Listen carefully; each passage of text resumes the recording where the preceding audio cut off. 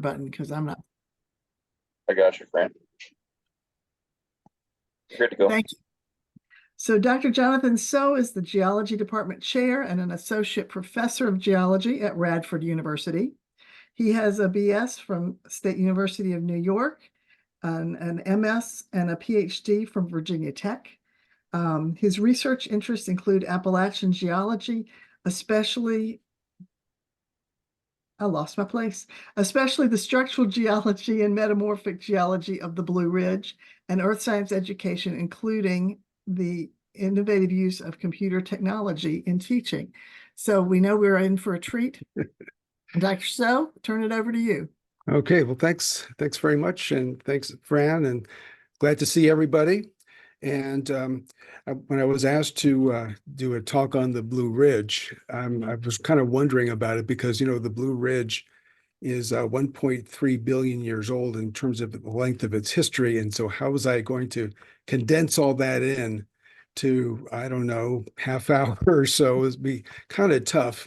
And then when I looked at all the publicity that you guys put out, which I'm absolutely amazed at, and made the newspapers and all that stuff, it was full of questions. And so I thought maybe I would just answer a bunch of questions and sort of structure my talk around a bunch of questions. And so what I'd like to do at this point is to share my screen, because I have some visuals, and as you have, when you talk geology, you have to show people stuff. And so let me just share my screen, and okay, is that looking good for everybody? It's a short Perfect. geologic, yeah, everybody's got it, okay. And so a short geologic history of the Blue Ridge. And let me first sort of define what the Blue Ridge is, because a lot of people around here say, oh, I live in the Blue Ridge, but do you really live in what we call the Blue Ridge officially? And so my first question is, what exactly do we mean by the Blue Ridge? And if you look at what a geographer would say, and so this is a physiographic map, shows the 5 physiographic provinces of Virginia. And you can kind of see, let's see, I hope you can see my mouse. Can you see my mouse running around there? Yes? Yes. Yes, we have the coastal plain on the east. This is about I-95, which is called the fall line, and the coastal plain is here, and it is flat. And that's all I'm going to say about the coastal plain. This area here is called the Piedmont, or the foothills. Here's our Blue Ridge. I'll get back to that in a second. We have the Valley and Ridge to the west. And then way out here in the far southwest Virginia is the Appalachian Plateau. And so Roanoke is right here where the red dot is. And Salem is just a little bit to the left there. And Roanoke is actually in the Valley and Ridge, what we call the Valley and Ridge. And so a little bit of Roanoke actually does make it into the Blue Ridge officially. That would be the Mill Mountain Star is actually in the Blue Ridge, but the city and the downtown area is actually in the Valley and Ridge.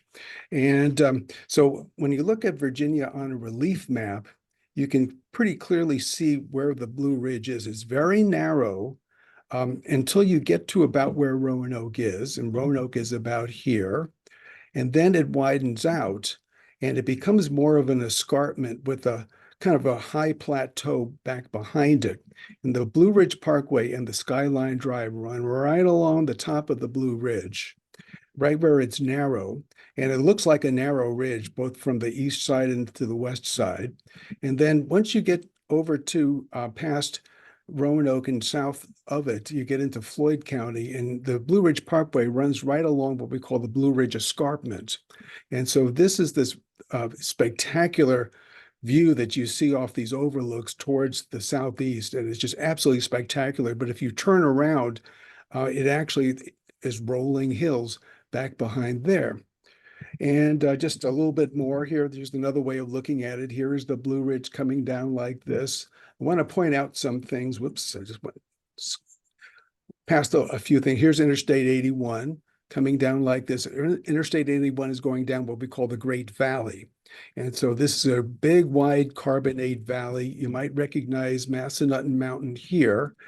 Here is Interstate 64 coming through back like this. And then Roanoke is right about there. And now on my next slide, now here's Roanoke, and here's that escarpment that I was talking about. And here's how the Blue Ridge actually widens out. And you can see where the valley and ridge is on the west side. The valley and ridge kind of follows along like this. And according to what geologists say, the valley and ridge and the Blue Ridge are separated by fault zones, but it's also very obvious by looking at the physiographic map. And so geologists and physiographers both agree that that is where the valley and ridge and the Blue Ridge are. Now, on the other hand, if you ask a geologist about our 5 provinces, we actually have 6 provinces, and we snuck one in there for you. And the 6th one is the Mesozoic basins. And the coastal plain, Piedmont, Valley and Ridge, and the plateau pretty much agree with what the physiographers say. But look at the boundary here with the Blue Ridge. It's pretty far to the east, according to the physiographers. Let me just back up a couple of slides here. Let me see if I can find here. So here's Charlottesville is here, and Lynchburg is here. According to geologists, Charlottesville and Lynchburg are actually in the Blue Ridge, not the Piedmont. And the reason is because according to geologists, we like to put fault zones along here. And the rocks on one side of the fault are different from the rocks on the other side of the fault. And on the Blue Ridge side, we think the rocks actually originated from North America. They're North America affinity rocks. Whereas in the Piedmont, that is not necessarily true. Those Piedmont rocks are a whole different story coming from a whole different area. But we're not talking about the Piedmont today, but it's a story of its own. Very, very fascinating.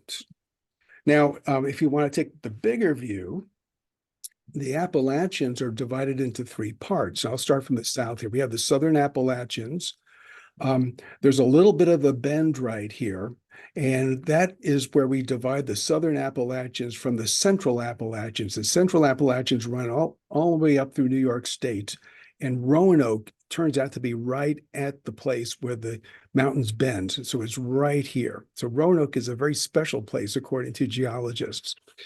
And the Northern Appalachians started about Connecticut, and they kind of run up through here. They kind of run up through up through Canada, and they get to the Atlantic Ocean, and they seem to just stop, don't they? They are cut off by the ocean. Are they really cut off by the ocean? Well, actually, the Appalachians, as we sort of think about it and how they were originally built, actually was part of a supercontinent called Pangaea. And this existed about 200, this is a 255 million year old reconstruction, but the Appalachians extended from here, it extended up through Europe. And so places today, such as the northern part of Scotland, Northern Ireland, and up through the Scandinavia, were actually part of that original range. And so when the Scotch-Irish were coming down here to settle in Virginia, they were very much at home because it was essentially the same mountain range from where they came from. So it's very, very interesting to kind of think about it.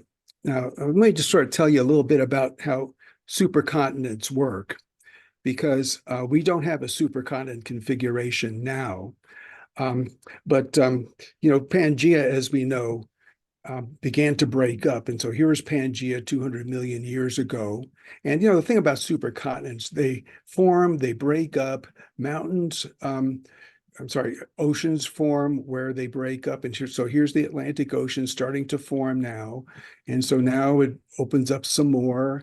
And so now here's our present configuration. And that's the kind of thing about how geology works. You've got continents that are attached to plates, and the plates move across the surface of the earth, and they break up, they collide, and when 2 continents collide, we would call it a collision of 2 tectonic plates, you get a mountain range.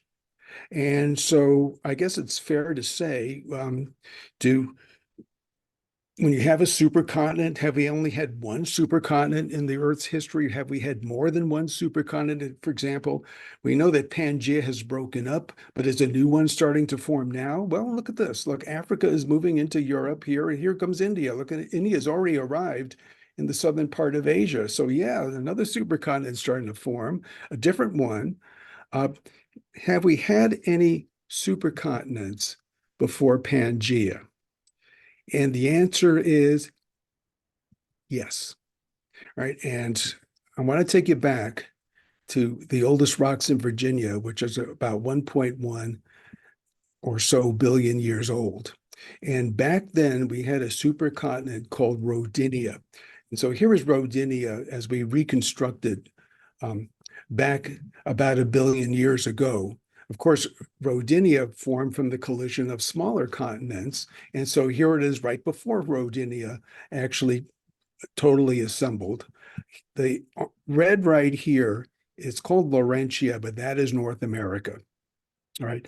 And I want you to pay attention to this guy right here. This right here is Amazonia. It's now part of South America. Amazonia is moving this way. It's moving, moving, moving, moving. You see that dark, I guess it's dark purple, almost black. That is where the collision is happening. And this ocean that's right here is beginning to collide back in here. It's beginning to get destroyed. Mountains are building up. And then when Rodinia finally formed, look at that. Those are the mountains. And here is Amazonia. Here is North America. Where is Virginia? And right there in those mountains. We have a name for those mountains. They're called the Grenville Mountains. And that's where our history of the Blue Ridge begins, at the Grenville Mountains. Now, I want to point out here, I guess, was there a mountain range before the Appalachians? Yes. And so what about these Grenville Mountains? Where are they now? Well, you can't find them. Well, actually, geologists know where to look, though, to find traces of them. And here is a map that shows the oldest rocks in North America. And this is what is called a map of the basement. If you can drill down through the sedimentary rocks that cover the surface and get all the way down to the rocks underneath, and in some places, these rocks are actually exposed on the surface, but in many places, they're covered up by other rocks. Here is our belt of Grenville rocks. Look at that, right up along the eastern seaboard. This must have been a pretty mighty mountain range, because this is a very, very extensive belt. If you were going to look for Grenville age rocks, you were just going to go hike around, where would you find them? Well, as I said, they're exposed in places like Canada, but here in Virginia, here's where we're paying attention to. This belt right along here, that is part of the Blue Ridge right there. There are a few outliers out in the Piedmont, but this is what we're paying attention to right along right here. We're called the Grenville Mountains. And if, the thing about the Blue Ridge, I need to sort of explain why we find them there. These old rocks is because, in geology, you've got old rocks, and then the young rocks are on top of the old rocks, and then the even younger rocks are on top of that. And so here is our basement, and this is our really old rocks that I'm talking about, the Grenville ones. And see, here's an example. Here's the Lynchburg group. The Lynchburg group rests on top of the basement, so the Lynchburg group is younger. Here's the Catoctin. Catoctin is younger than the Lynchburg. So it's old, younger, younger. The thing about the Blue Ridge is that the way we see it today, the whole thing has been deformed into kind of a broad arch. And we call that an anticlinorium or an anticline. Whoops, I'm too fast here. And see how it kind of comes out here. And so, for example, these Catoctin rocks kind of come up and arch over, and they come back down the other side where the green is here. Now, because of this arching and because of erosion, the Catoctin used to arch all the way over, but this middle part here has been eroded away. And that has exposed some of these basement rocks in the center of the Blue Ridge. So if that's where you want to look for these very old rocks. Now, what do these rocks look like? Well, here is Ragged Mountain granite west of Charlottesville. Want to point out this is a rock called a granite, right? And it's the white minerals are plagioclase feldspars and potassium feldspars. We also have some quartz that's sort of lurking in around here. The dark minerals are biotites. Here's another one. This is in Madison County. It's the Pedlar. One thing about rocks of this type, these are rocks called igneous rocks, and they form from magmas. They are magmas that form deep in the crust. They cool very, very slowly. They are from the mountain building process. And these particular rocks are ones that were melted from the lower parts of the continental crust. They formed deep in the crust. They stayed down in the deep crust, and they are part of those really, really old rocks.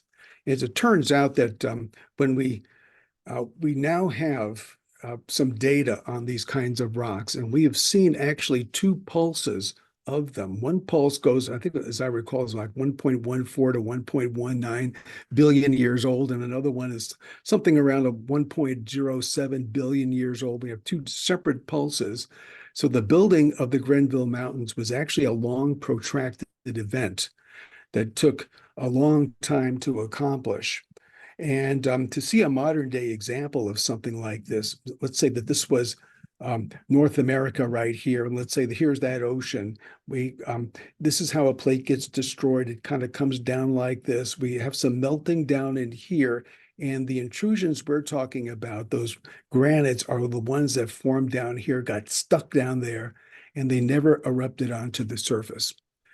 So that is, some of these very, very old rocks. Now, I want to point out that there's some places you can go visit if you wanted to see them. A couple of famous places. And here's Old Rag Mountain. Okay, here's Peaks of Otter, Sharp Top and Peaks of Otter. You can actually go there and see these kinds of granites. I guess the question that you might have is, are these Grenville Mountains? Are these what's left of them? And the answer is actually no. Because they're granites, they're intrusive rocks that were deep under the crust. And during the time of the Grenville Mountains, they never saw the light of day because they were tens of kilometers below the surface. The way we see them now is because of extensive erosion. And these rocks are just resistant. They're hard, they're durable, and they wear down slowly. And all the rocks around them have worn down faster than these, and they stick up. And so that's why we see them today. But no, they are not the Grenville Mountains. Now, but hold on. Are these actually the oldest rocks in Virginia? If you want to go to the very oldest rocks, let me just back up for a second, because here are these intrusions, and these intrusions have to intrude rocks that were there in the first place. And so there are even older rocks in Virginia. And those have been dated at 1.3 billion years old. And here is a place where you can go find them. It's near Mouth of Wilson along Route US 58. And these are 1.3 billion year old rocks. And these are the oldest rocks of Virginia. I want to point out what makes these a little bit different is that you may notice the layering in here. These rocks are cooked. They are deformed. They're all messed up. It's kind of like the way I like to study rocks. The more messed up they are, the more I like them. But these represent some of the original crust, even before those intrusions came in. So now, next question is, are the Grenville Mountains the oldest mountains in North America? No, because look down here. See, mountain ranges like to form belts. And there are other belts here with even older rocks. Here's one that's 1.7 to 1.6. Here's 1.8 to 1.7. The Grenvilles are younger, and so they cut these older ones off. And but yes, we do have older mountain ranges that once existed in North America that you can't find now, but we can find them in the basement if we drill down for them. A great place to find some of these really old rocks is right in here, the Grand Canyon in the inner gorge. Okay, so here's my geologic time scale. And here's a Grenville way down here. It's in, I do want to point out my time scale only goes back to 1.2 billion years old. The Earth is 4.54 billion years old, right? So the oldest rocks in Virginia are barely a quarter of the way through the Earth's total history. All right, and I can't leave these rocks without pointing out a couple of famous ones. The state rock of Virginia is called Nelsonite from Nelson County. It is an ilmenite apatite rock, very, very rare. And here's another famous rock. It's called Unakite, also from the Blue Ridge. This one is from Vesuvius in Rockbridge County. It is a granite, but the green is because the rock has been metamorphosed a little bit, and some of the feldspar has been replaced by epidote, which is a green mineral. Very, very pretty. Okay, so my next question. Were there any volcanoes in the Blue Ridge? And of course, my answer is going to be yes. There have been volcanoes everywhere in Virginia. As a matter of fact, we have counted, depending on how you count it up, there have been 5 different groups of volcanic rocks at various times in Virginia. But there are 2 key ones in the Blue Ridge that I want to point out. And the first one, well, you have to go all the way down to near the North Carolina border to the Mount Rogers area. Right. And here is Mount Rogers. It's the highest peak in Virginia, 5,730 feet above sea level. I guess if you were thinking that this is a volcano and it looks like a volcanic peak or something, no. You know, I'll show you. I'll explain more about this in a second here. But Mount Rogers itself is not really a volcano. It's part of a larger province of, I guess, volcanic activity. And even in the Southwest Virginia, we have the Mount Rogers Volcanic Center. We also have another one up here called Razor Ridge. We have the Pond Mountain Volcanic Center down here. And so what was going on back then, and what kind of rock is this? What kind of volcanic rock is this? Well, if you want to go to see it, a good place to go is at White Top Mountain. You can drive your car up to White Top Mountain. It's I think it's like the second highest peak in Virginia. And you can hike out along the Appalachian Trail. You can go out to this place called Buzzard Rock. Here's a picture of some rocks from Buzzard Rock. And it's a light-colored volcanic rock called a rhyolite. And it's got quartz in it. It's got feldspar in it. Here's another view of this. This one has lots of little layers in it. This might have been a volcanic ash. Rhyolites are quite explosive. And if you know about Yellowstone Park, that is our super volcano. And this is the same kind of rock. And so one thing about rhyolites is that when they explode, they really explode. We have a lot of rhyolite out there. It's like a couple of thousand meters, as I recall, of rhyolite. It's a tremendous amount. So yes, we had a super volcano here called Mount Rogers. All right, now another place I would like to take you to is the Catoctin. I mentioned the Catoctin before. Here it is up here, and it sort of comes up this arch, and it's eroded away, but now it comes back, and now you can kind of see it over here. Now, the Catoctin is a very different type of lava, because this was a volcano that actually erupted basalt. It's the same stuff that you see in Iceland today. And so a good place to go see that. Oh, by the way, here's a map. This is from Chuck Bailey from William and Mary. And here's the eastern part of it. Here's the western part of it. And a good place to go see it is Shenandoah National Park, and you can climb around on it. It's when it's fresh, it's a very dark looking type of rock. You see these how it broke off of these hexagonal squares here, little hexagonal blocks here. That's called columnar jointing, is when the lava had cooled and formed these cooling cracks, and you can still see them amazingly in Shenandoah National Park. Another famous place to see this is up on I-64 on Afton Mountain. If you know where Afton Mountain is, that's where it gets really foggy and there are overlooks. And now don't stop to look because you might crash because it's so foggy. But if you could actually go off, you would see this dark looking rock, and that is the basalt. It is metamorphosed a little bit. So it's not, we call it a greenstone now. As it turns out, that it's a landslide hazard up there. And so that's why we're busy studying it. right there. Now, you may ask at this point, what the heck was going on to make these? Well, they're kind of related. The Mount Rogers and the Catoctin are kind of related. And so let me take you through this. This is Rodinia up here. That's Rodinia. Now, Rodinia broke up, but it wasn't a clean break. It broke up in a couple of steps. There was a little mini rift that happened about 750 million years ago. And that formed a little bit of melting of the lower crust. This is where we have the rhyolites. This is Mount Rogers right here. So supervolcano, don't worry, 750 million years old, nothing to worry about.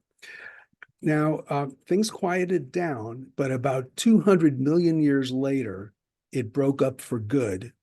And that allowed other types of lavas from below. We got a tremendous amount of this Catoctin coming out here. And at that point, Rodinia was opening up and we were creating an ocean to our east. And it's not the Atlantic. See, the Atlantic came after Pangaea. This was called Iapetus, and Iapetus came after Rodinia. So this was Iapetus right here. So very, very interesting. Let me just go to my geologic time scale here. The Grenville Mountains are down here, but then here is Mount Rogers volcanics, and then here's the Catoctin up here with the rifting of Rodinia and the Iapetus Ocean beginning. All right, so now my next question. Okay, are there any oceanic rocks in the Blue Ridge? And actually, it's a fair question because if you go to the Himalayas, we have oceanic rocks in the Himalayas with fossils and everything in them. And so do such things exist in the Blue Ridge? And the answer is, well, yeah, actually we can find them. They were deposited in the early days of Iapetus. Let me sort of take you back to here. See this group here, it's right around Catoctin time. Here's the Lynchburg group as one part of it. There's a little bit of it that you can kind of see way over on the western side over here. So let me take you to the Lynchburg, and this is in Charlottesville. This right here, this rock right here is it was a black mud, and black means organic material. It was deposited in deep water. You might ask, are there any fossils in it? No. It turns out that these rocks are a little too old to have good fossils. Now, if you go over to the western part, here's some fossils, and this is the Irwin quartzite. And the fossils that I'm pointing to are these they look like vertical stripes here, but these are worm tubes. And so worms would live in this sand. This is an old sandstone. They would live in this sand. The worm tubes and everything got buried, and the tubes themselves have been preserved. The worms don't have any hard parts. The worms don't have any skeletons or bones or anything, no shells. And so the worms are gone, but we can see what they left behind. Is the Irwin quartzite. It's a very prominent part that you see right along the Skyline Drive, because the Irwin quartzite is really hard. It's really hard to wear those down, and they stick up along as a ridge. So now the next question is, okay, how actually did we build the Blue Ridge? Where did the Blue Ridge itself come from as a mountain range? Well, I'm going to take you back to this cross section again, and I want to point out something here. So here's our big antiform or anticlinorium, but notice these things right here underneath here. These are faults, and this one here is called the Blue Ridge Fault. It comes up to the surface right over here, and that marks the boundary between the Blue Ridge and the Vallean Ridge. But there are other faults in here too. Here, this high strain zone is a metamorphosed fault. There's a fault over here called the Mountain Run Fault. This is the one that separates the Blue Ridge from the Piedmont, and there are a bunch of them over here in the Vallean Ridge. Now, the thing about how the Appalachians formed was that the main mountain range that we like to talk about came with the collision with Africa to make Pangaea. So these rocks were already here, and then along comes Africa much, much later. When Africa kind of came in, it took the rocks of North America and basically broke them off. And I'll give you an analogy. It's kind of like if you have snow on your driveway and you have a great big snow shovel, like the kind with the curvy blade, the plastic ones, and you sort of shovel it along. If it's a wet snow, watch what happens to that snow. It'll break off into like sheets, and the sheets will kind of pile up on top of itself, on top of each other. And that's what happened here. When Africa came in, it kind of broke off North America and transported these rocks along these thrust faults. And so here was one here. This is the prominent one. But note, all of the Blue Ridge is sitting on top of a fault, all of it. And so the Blue Ridge itself has moved due to the thrust faulting. Just to give you an idea of how much the Blue Ridge has moved when Africa plowed into us. Here's a reconstruction. Now here is the Catoctin. I showed you this before, but here's where we think the Catoctin used to be back here. And judging by the scale of this, here's the scale here. We're talking about a transport of about 100 kilometers. So it's pretty astounding how much the whole Appalachians and the whole eastern seaboard has been sort of scrunched together. We call it telescoping, how the thrust sheets stack up on top of each other. And here's a reconstruction of the whole thing. Here's Iapetus Ocean here. Here's Africa. And the blue rock here is the Blue Ridge. There's already been some deformation already, but here comes the main event. Here comes Africa. And then when Africa kind of came in, it sort of took that Blue Ridge and part of it just got transported along here. Some of it's buried in the subsurface down here. It was tremendous. And we think that the Appalachians at one time rivaled the modern day Himalayas. It was a continent-continent collision. Our modern analog, as I say, is the Himalayas. We have a very similar structure. The mountains themselves were very similar to those. And here they are right here. Here's our Appalachian mountain building. So here's the Grenvilles down here. And here's the Appalachians. We have to go all the way, starting from about the 500 or so million years old, and then into the Ordovician, and then you go all the way up to around 250 million years old. That's a long time to build those mountains. Now, next question. This is an interesting question. Were there ever any glaciers in the Blue Ridge? And I think most people would think of the last ice age. The last ice age was a Pleistocene age event. It ended about 11,000 years ago. We don't think any glaciers were in the Blue Ridge in Virginia, none. We don't see any rocks. We don't see any scratches of the bedrock. We don't see any of the telltale landforms like U-shaped valleys. We don't see any of that stuff. But the question is, have there ever been any glaciers in the history of the Blue Ridge?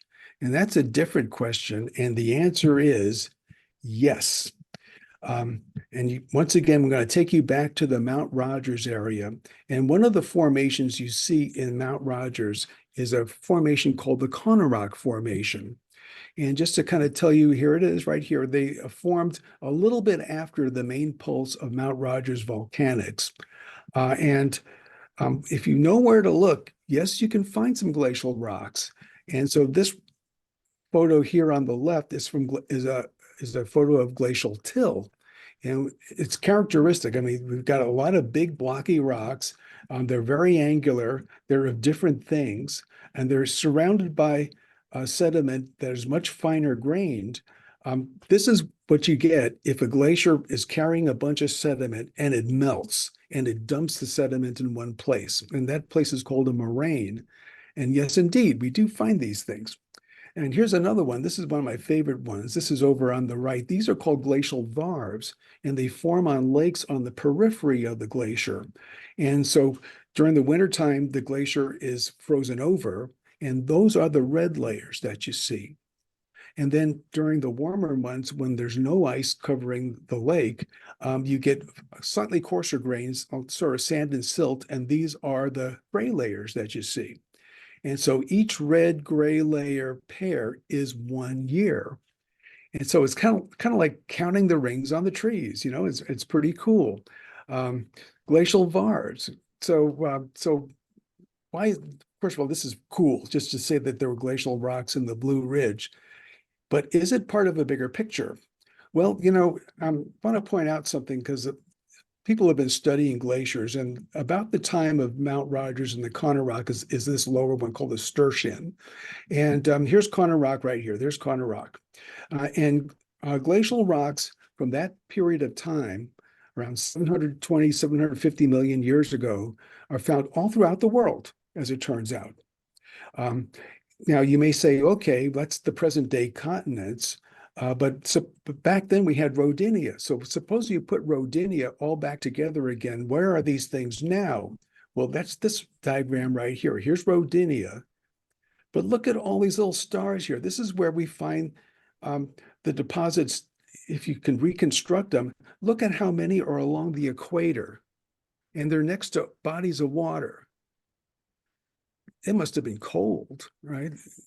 This must have been a period of glacial cold. And geologists have come to call this the snowball Earth, a period of time in Earth's history when it was so cold, we had glaciers at the equator near sea level. Enough about that, though. We move on. So I just want to whet your appetite because this is pretty interesting. Now, the next question is, are there any dinosaur fossils in the Blue Ridge? So this is an easy one. The answer is no. We have no dinosaur fossils in the Blue Ridge. If you want to find dinosaur fossils in Virginia, though, you have to go to where the right rocks are. The dinosaurs lived in the Mesozoic time, and we have these Mesozoic basins. Now, these are Mesozoic basins that formed because of some special structural circumstance that allowed it to collect sedimentary rocks. The dinosaurs were sort of walking around the sediments. They were able to get preserved there. But all throughout the rest of this time during the Mesozoic, the Appalachians were eroding away. And so I am pretty sure that during the Mesozoic time, there were dinosaurs walking around the Blue Ridge. But because the Appalachians were being eroded away, so too were the dinosaur fossils, if there were any. And so we don't find them here in the Blue Ridge at all. But I want to point out something, though. See, here's where I have dinosaurs right here. And this time during the Mesozoic was the great time of the erosion of the original Appalachians. And these Appalachians, by the time we got to the end of the dinosaurs, and when the meteorite came and wiped out all the dinosaurs, by the time we got to the end of what we call the Cretaceous, we think the original Appalachians were essentially eroded away and gone. And if you could come back to Virginia back then, you would not see much of a mountain range at all. So we have a concept of the Appalachians that I've just been talking about, part of the continent collision, as being the ancestral or ancient Appalachians. Those Appalachians are gone, and none of the mountains that we see today were features that existed back then. They were gone. And so the question now is, so how do we get the Appalachians that we see today? Where did they come from? Well, I'll sort of take you back here. We have nice mountains here. The thing about it is that there have been a couple of things that have happened relatively recently to cause us to see mountains here now. And here we go, modern Appalachians at the very, very top right here. And this starts around 20, 25 million years ago. The eastern seaboard has been rising. The crust has been rising. And this has caused the rivers and streams to want to cut down to sea level. Rivers and streams start to rejuvenate. They start to cut down through the bedrock in order to get back down to sea level. Now, the second thing that happened was we had ice ages back in the Pleistocene, and we had sea level was lower by about 120 meters. And I guess that was a lot of incentive for those streams and rivers to cut down even more. And so what ended up happening was that it left the resistant rocks, like the sandstones and the granites, they wear down very, very slowly. But it's these other things, like here's our Great Valley, and here's Interstate 81 kind of coming right down here, but it's carbonate, it's limestone. That stuff erodes pretty easily. And so it's really the difference in erosion rate. And so the modern Appalachians, I guess a lot of people like to say, oh, our mountains are very, very old. Well, actually, they sort of are, but actually they're not. They are and they are not. They are in the sense, they are old in the sense that modern streams and rivers have exhumed some of the old structures. And the difference in erosion rate is because of the ancient Appalachians that were once there. But the mountains themselves are not that old as we see them today. So here we are, we're back in the modern time. And so here's a nice picture of the Blue Ridge as seen from the Piedmont. We're kind of looking toward the west here. And so let's say I want to tie this back into what I guess the Salem Historical Society would be all about, which would be people, right? And so let's say that you're going, okay, westward ho, we're going to cross these mountains and we're going to go west. And so you're traveling along and now you're confronted with this. And how do you get through this? And well, one way would be to go through the water gaps, like the James River and the Roanoke River would be ways to get through. There are also wind gaps. These are little valleys higher up. These are former stream channels, river channels up here. There'll be a way through that way. But I want to point out there's another way to get beyond to the other side of the mountains. And that is because you can kind of go up through Delaware and down through Pennsylvania and come down what is now called the Interstate 81, but there was a road there called the Great Wagon Road, and here's the Wilderness Trail coming down through here. A whole bunch of groups kind of came through here. It was much easier to come down this way, and when they came down through here, they went through the Great Valley, through the carbonate bedrock, through the fertile farmland. People settled there. A lot of Germans settled there, but the Scotch-Irish came down there. They came down a little bit later. Now, I'm not the historian here, but they saw a bunch of Germans already here. They kept on going, and they began to settle kind of out back through here. And those are our Highlanders, all right? And I want to point out Highlanders are near and dear to my heart because all I can say is go Highlanders. This is Radford University. All right, well, thank you very much. I think that's the end of my talk.